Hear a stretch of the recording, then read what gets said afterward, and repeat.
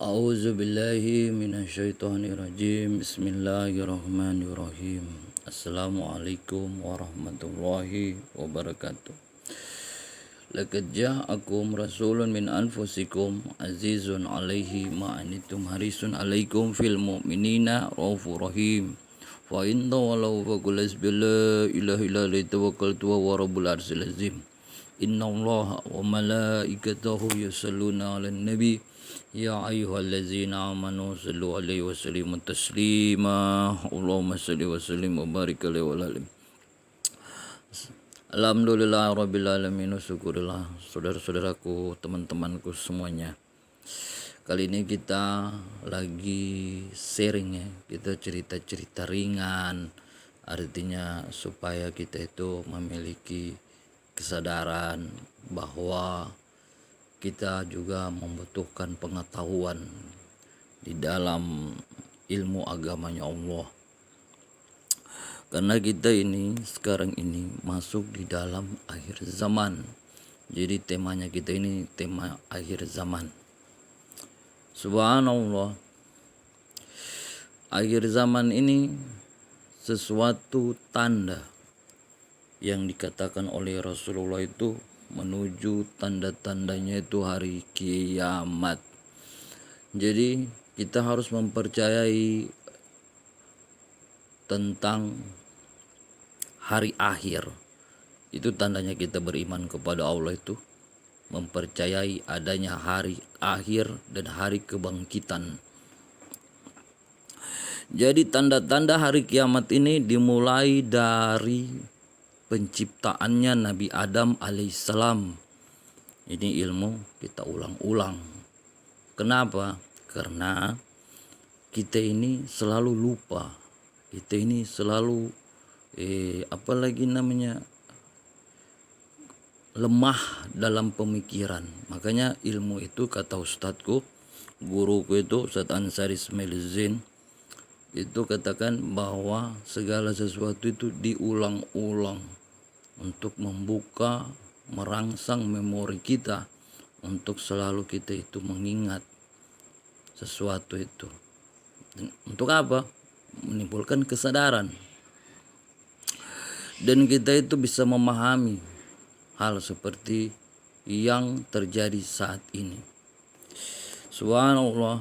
Jadi kita mulai membahasnya itu tanda awal hari kiamat itu dimulai dengan penciptaannya Nabi Adam alaihissalam. Ketika Nabi Adam alaihissalam diciptakan oleh Allah, sebelumnya itu ada malaikat dan jin yang beribadah kepada Allah Subhanahu wa taala dengan masa waktu, dengan dimensi ya.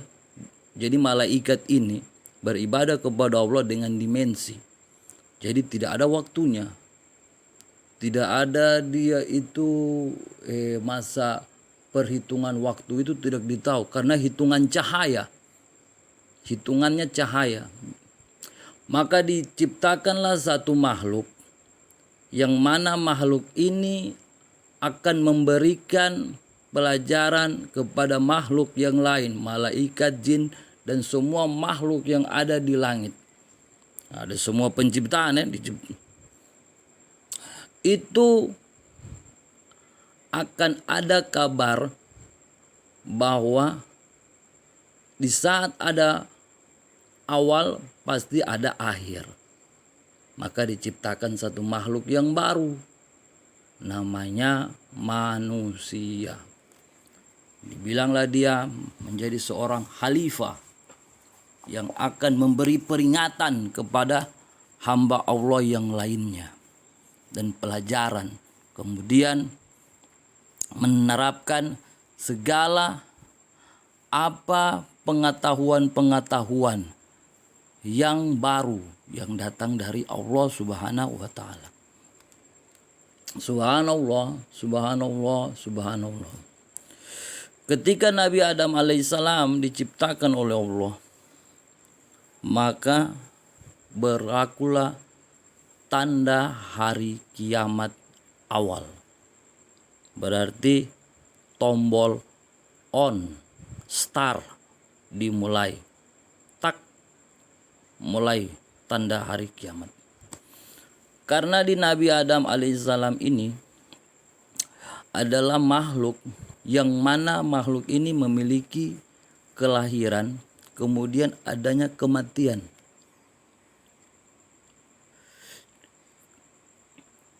Nabi Adam alaihissalam diciptakan oleh Allah pertama kali.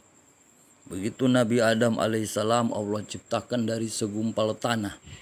Dari tanah liat dibentuklah dia menjadi seperti sesuatu kerangka. Maksudnya dia itu seperti suatu bongkahan, seperti suatu dari tanah liat dibentuk kayak patung begitu dibentuk. Kemudian Nabi Adam alaihissalam ini ditiupkan ruh ke dalam dirinya. Hingga Nabi Adam alaihissalam ini dia itu bergerak tangannya.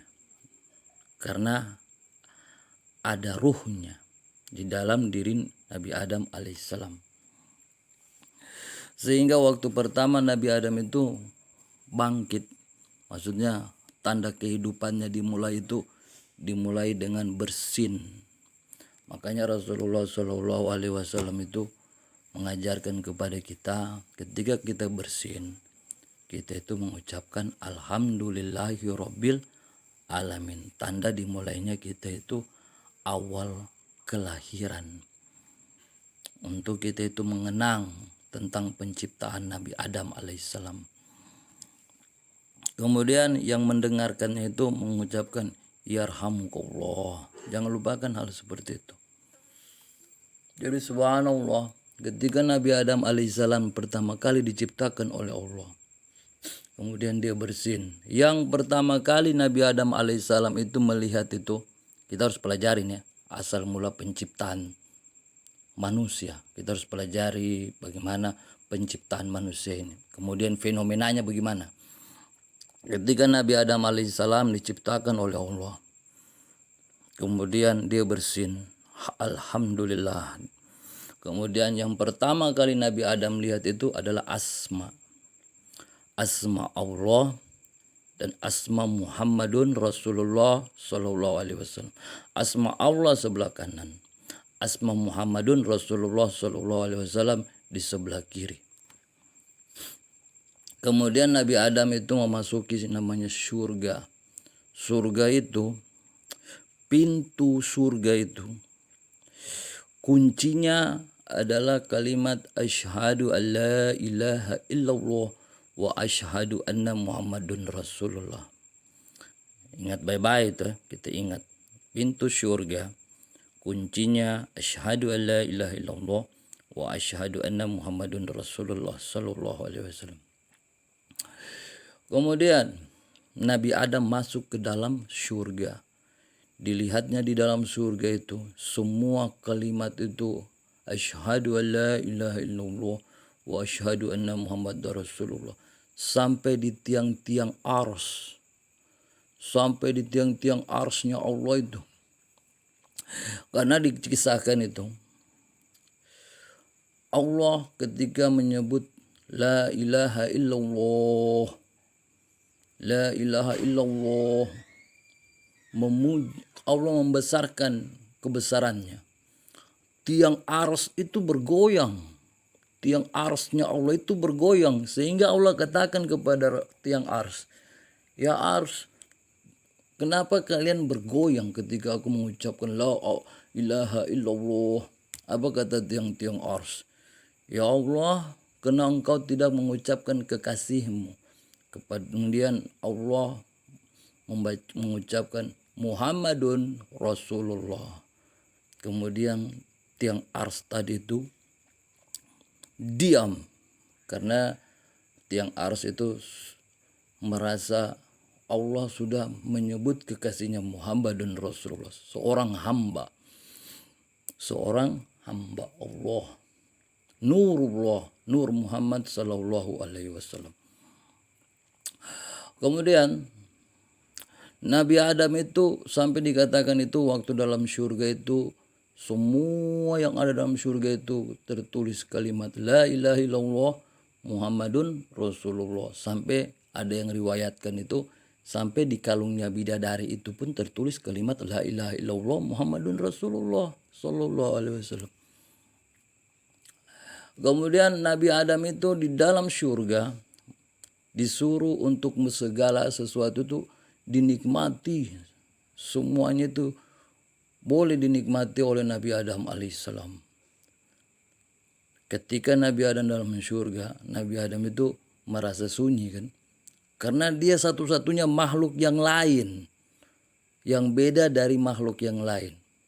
Itu para bidadari itu diciptakan dari sebuah, ada dikatakan Rasulullah itu dari minyak yang sangat harum, itu bidadari. Kalau malaikat diciptakan dari cahaya, kalau jin diciptakan dari api. Manusia ini makhluk baru, jadi dia itu merasa di dalam surga itu asing dia dalam surga, kesepian, sunyi, karena dia beda dari makhluk yang lain. Ini Nabi Adam alaihissalam seperti itu. Ketika dalam kesunyiannya Nabi Adam itu merasa letih berjalan-jalan dalam surga dengan kesendirian. Kemudian Allah tidurkanlah dia di sebuah pohon yang ada dalam surga. Ketika dia dia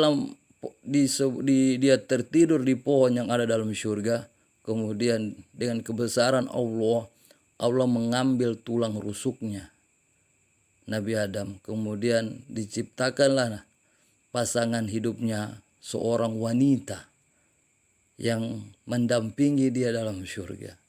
Kemudian Nabi Adam alaihissalam ini terbangun kan.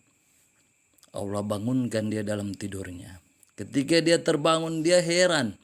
Di hadapannya ini ada seorang wanita duduk di singgasana. Makhluk yang menyerupai dirinya. Wanita yang cantik. Wanita yang cantik. Subhanallah. Kenapa dia dibilang lebih cantik daripada bidadari? Karena bidadari itu, ratunya itu adalah manusia, wanita-wanita yang soleh, yang hidup dalam dunia mencari ridhonya Allah. Dia ratunya bidadari yang ada di surga.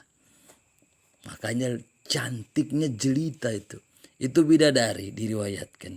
Ketika kita melihat wajahnya itu cantik. Begitu kau berkedip, kau buka matamu, lebih cantik lagi dari yang awal tadi. Begitu kau berkedip lagi, kau buka lagi matamu, lebih cantik lagi daripada yang awal lagi. Begitu kau berkedip, kau buka lagi mata, lebih cantik lagi daripada yang kau lihat sebelumnya itu. Itu bidadari. Bagaimana ratunya? Subhanallah. Jadi berlomba-lombalah wahai wanita menjadi ratunya bidadari. Subhanallah, subhanallah, subhanallah. Kemudian ini Nabi Adam alaihissalam mendekati Siti Hawa kan. Nah, kenapa kita ceritakan Nabi Adam? Mungkin jadi pertanyaan buat yang teman-teman lainnya kan. Karena Nabi Adam ini proses pertama tanda hari kiamat. Fenomenanya harus kita tahu. Ini termasuk tanda hari kiamat. Tanda hari kiamat itu diciptanya Nabi Adam. Begitu kita tahu Nabi Adam diciptakan, apa fenomena, kisahnya, kejadian di dalam kehidupannya Nabi Adam alaihissalam. Ketika Nabi Adam itu Allah tempatkan ke dalam surga. Nah, kita bahas ini kan. Ini salah satu ilmu akhir zaman. Karena kita bercerita di awal zaman. Tandanya kan menuju yang akhir. Tandanya akhir kan. Jadi kita ini salah satu ilmu akhir zaman. Untuk mengetahui awal zaman tadi. Ketika Nabi Adam mendekat Siti Hawa, dia lihat wanita yang cantik, jelita. Begitu dia dekati, kemudian Siti Hawa katakan, kau tidak bisa dekati saya. Tidak bisa, karena kau belum muhrim. Maka Nabi Adam alaihissalam, bagaimana caranya aku bisa mendekatimu dan menyentuhmu? Maka kata Siti Hawa, kau nikahilah saya. dengan syah. Jadi pernikahan yang pertama itu di surga itu sudah tercipta dengan adanya Nabi Adam dan Siti Hawa. Kemudian Nabi Adam itu dikatakan itu dia itu dikasih syarat dengan memberikan mahar kepada Siti Hawa. Kemudian Nabi Adam alaihissalam itu berkata, apa maharnya? Kemudian Siti Hawa katakan itu, maharnya adalah kalimat La ilaha illallah Muhammadun Rasulullah.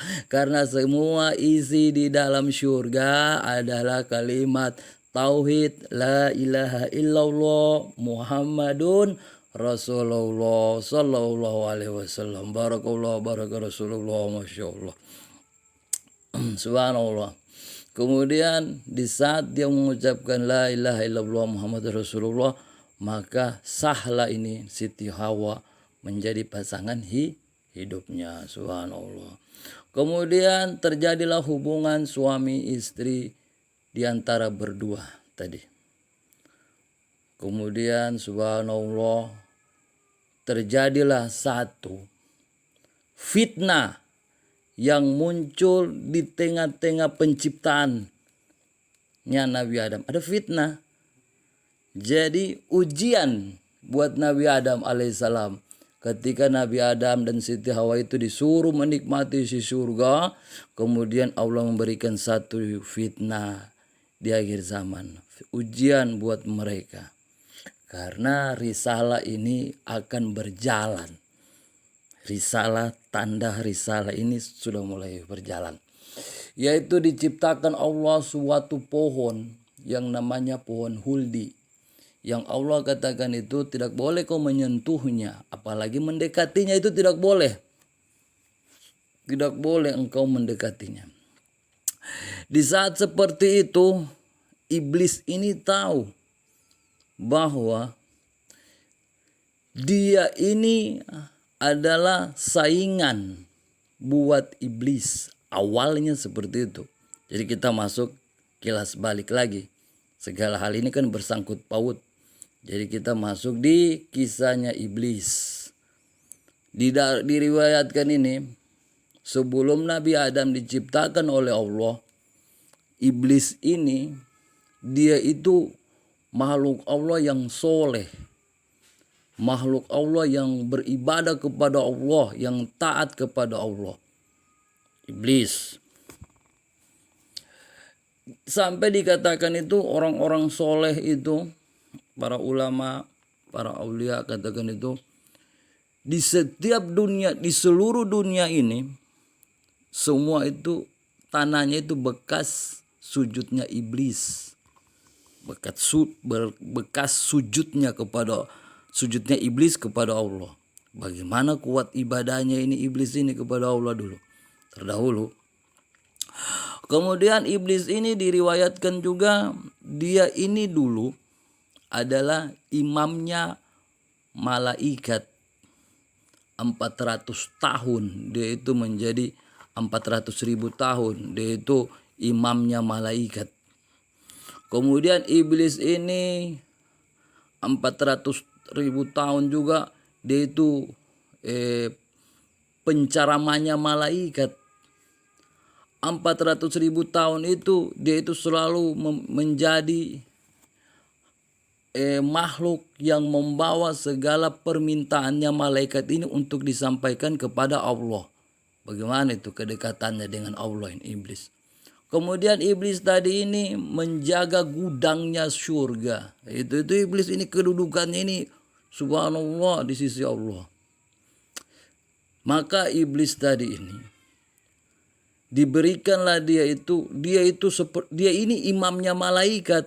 Cuma dia ini mempunyai satu kesalahan sebelum Nabi Adam ini. Dia ini selalu ketika bertemu dengan Allah, selalu dia menyampaikan itu segala unek-uneknya malaikat ini. Dia sampaikan kepada Allah. Tidak pernah dia menyampaikan unek-unek dirinya. Jadi dia itu merasa dia ini kayak tidak ada sesuatu kesalahan di hadapannya Allah. Iblis. Dia hanya menyampaikan segala unek-uneknya malaikat di hadapan Allah. Begini dan begitu, begitu dan begini. Dia merasa kesempurnaan pada dirinya itu sempurna dirinya. Maka Allah ciptakan satu makhluk yang namanya khalifah, yaitu manusia. Untuk menguji iblis ini. Subhanallah, dengan subhanallah itulah kita ini. Semua makhluk ini Allah itu uji. Segala makhluk ini dikatakan Allah itu, dikatakan kita itu patuh kepada Allah, harus ada ujian. Ujian ini bisa menaikkan martabat dan bisa menurunkan martabat juga. Seperti iblis ini yang memiliki martabat yang tinggi. Ketika Allah ciptakan satu makhluk kepadanya itu yang menyerupai dirinya. Karena iblis ini punya nafsu, punya syahwat. Ada nafsu dan syahwat pada dirinya. Malaikat ini tidak punya nafsu dan tidak punya syahwat. Iblis ada nafsu dan syahwat. Malaikat tidak nafsu dan syahwat. Jadi untuk menguji iblis ini, dia itu patuh kepada Allah atau tidak? Maka Allah ciptakan dia ujian. Allah uji dia dengan diciptakan satu makhluk namanya khalifah, yaitu manusia. Begitu diciptakan ini manusia memiliki kesamaan pada dirinya. Kesamaannya tadi itu ada nafsu dan ada syahwat. Ada akal, ada hati. Iblis begitu. Ada nafsu, syahwat, akal, dan hati. Malaikat ini tiada nafsunya, tapi akalnya ada. Subhanallah, Allah bisa menciptakan segala sesuatu itu dengan kehendaknya. Subhanallah. Subhanallah. Dan dikatakan itu, malaikat ini, dia itu disuruh oleh Allah beribadah itu, ibadahnya itu dengan mengucapkan sholawat kepada Nabi Muhammad SAW. Karena dia diciptakan dari cahaya. Cahaya Allah. Cahaya Allah. Kita tidak bahas lebih jauh. Cahaya Allah. Dengan cahaya Allah itu karena asma Allah. Nabi Muhammad dekat dengan asma Allah. Nurullah, Nur Muhammad. Salamun alaika ya Rasulullah. Maka diucapkanlah Rasulullah itu malaikat dengan ucapan bersolawat. Semakin dia bersolawat kepada Nabi Muhammad, semakin membesar cahayanya. Semakin membesar cahayanya, semakin membesar. Ketika dia tidak mengucapkan salawat kepada Nabi Muhammad, dia meredup cahayanya. Seperti itu. Karena cahaya Allah adalah Muhammadun Rasulullah sallallahu alaihi wasallam. Jadi kita lanjut ke pembahasan tadi iblis. Jadi iblis ini dapat ujian dari Allah. Karena dia merasa sempurna di hadapan Allah, Allah uji dia dengan adanya khalifah, manusia tadi ini. Kemudian dia merasa cemburu karena manusia ini diberikan sesuatu yang seperti dirinya. Kalau dia beribadah itu dia lebih tinggi daripada malaikat. Derajatnya seperti itu. Iblis tidak mau. Dia merasa dia lebih daripada malaikat. Iblis ini. Manusia, kalau dia beribadah kepada Allah, dia itu derajatnya lebih tinggi daripada malaikat. Jadi saingan ini makhluk ini. Yang baru khalifah ini. Nah, ketika waktu diciptakan oleh Allah ini makhluk, dipanggillah ini malaikat, dan dipanggillah ini iblis. Disuruh sujud dengan penciptaannya Allah yang baru. Sujudlah kalian kepada ciptaanku. Maka semua malaikat itu bersujud kecuali iblis. Itu diabadikan di dalam Al-Quran. Kecuali iblis. Kata-katanya pertama itu, dia bilang, ya Allah, aku tidak mau sujud kepada hamba. Aku mau sujud kepadamu. Ketika dibaca hatinya oleh Allah, maka ucapan iblis, aku lebih baik daripada dia ya Allah. Karena aku duluan beribadah kepadamu ribuan tahun, sedangkan dia tidak. Dia lebih baik daripada aku lebih baik daripada, iblis bilang aku lebih baik daripada khalifah tadi itu, karena dia merasa ibadahnya paling tinggi. Allah katakan, ya iblis, keluarlah kau dari surga karena kau tidak patuh kepada Allah, tidak mau sujud, tidak mau patuh, tidak dihitung ibadahnya. Karena hitungan ibadah itu tidak hitungan cahaya pada waktu itu, hitungan cahaya, hitungan dimensi. Jadi tidak terhitung. Nabi Adam ini kita bersyukur kepada Allah bahwa kita ini termasuk orang yang dihitung ibadahnya. Karena ada hari dan waktu. Kemudian ada pergantian.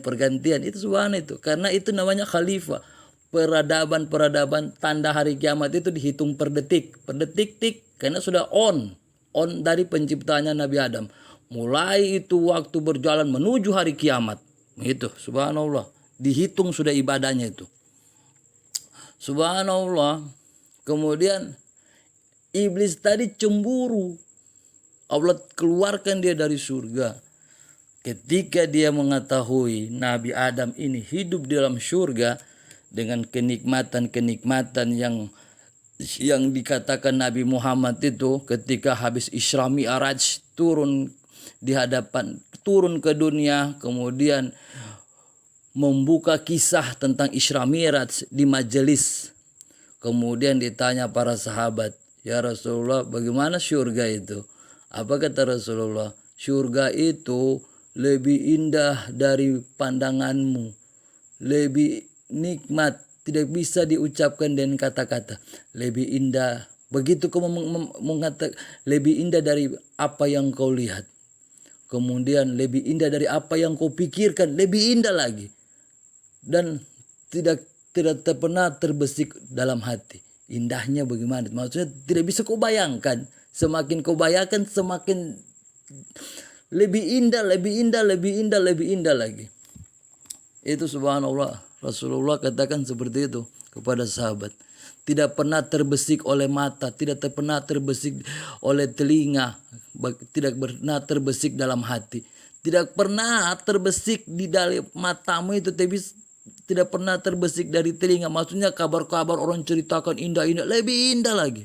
Tidak pernah terbesik dalam hatimu. Kau pikirkan seperti ini, lebih indah lagi. Subhanallah.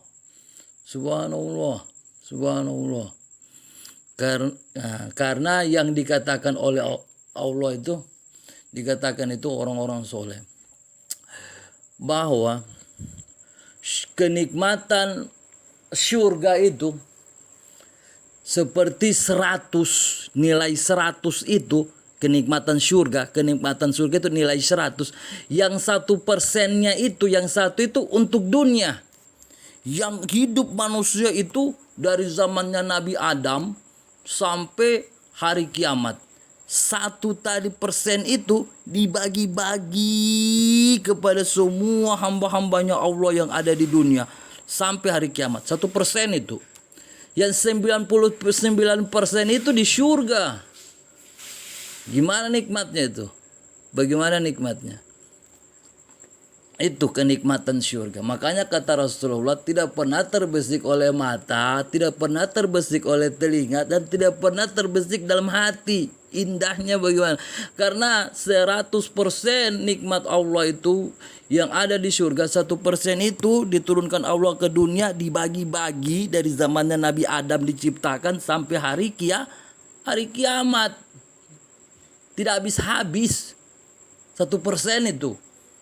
Bagaimana kita bisa lihat kerajaan di zamannya Nabi Sulaiman, Nabi Daud alaihissalam, apalagi di akhir zaman ini dengan kecanggihan 0,0%. Sampai dikatakan Rasulullah itu, dunia beserta isinya itu kalau ditimbang di akhirat itu, dia punya itu ditimbang di akhirat tidak berat oleh sebelah sayapnya nyamuk. Sehelai. Nikmatnya itu seperti sehelai sayapnya nyamuk, kata Rasulullah. Nyamuk yang kecil kayak semut, begitu itu nikmat itu nikmat dunia kata Rasulullah. Kalau ditimbang dengan nikmat akhirat, nikmat surga, seperti sehelai sayapnya nyamuk. Ya Karim, baru itu yang kau pikirkan, yang itu kau mati-matian, yang itu kita cari, yang itu ini kita tidak mau belajar, ini ilmu agamanya Allah. Ya Rahman ya Rahim. La ilaha illallah Muhammadun Rasulullah. Oke, insya Allah kita masuk nanti di par yang kedua. Ini par yang pertama kita bahas tentang Nabi, awal penciptaan, tanda-tanda hari kiamat. Nanti insya Allah kita masuk di par yang kedua, masih dalam kisahnya Nabi Adam alaihissalam. Lebih dan kurangnya saya mohon maaf, mudah-mudahan bisa memberi pengetahuan untuk kita itu mengenal tentang nikmat-nikmat yang Allah berikan. Dan kita bisa menyadari bahwa kita ini seorang hamba yang membutuhkan Allah subhanahu wa ta'ala. Kita tutup dengan doa para majelis dan kita bersambung di par yang kedua. Kita tutup dengan doa para majelis. Subhanallah wa bihamdi, asyhadu an la ilaha illa anta wa nastaghfiruka wa atubu ilaik. Assalamualaikum warahmatullahi wabarakatuh.